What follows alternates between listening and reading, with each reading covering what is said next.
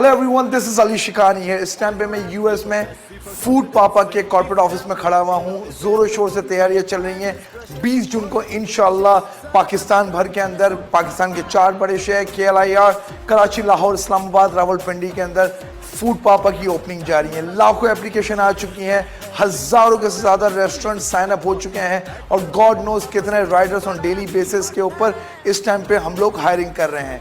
एक बहुत बड़ी चीज़, जैसे हमारे रेस्टोरेंट है उसी तरीके से होम शेफ़ में जो मेरी बहनें हैं, जो मेरे भाई हैं, जो वालदा हैं, जो घर पर बहुत अच्छा खाना बनाते हैं लेकिन वो बाहर बेच नहीं सकते हैं। घर का खाना आपके घर तक, उसकी एप्लीकेशन ओपन हो चुकी है। foodpapa.com पर आप जाएंगे, आपको राइडर्स के साथ, रेस्टोरेंट के साथ वो भी लिंक नजर आएगा।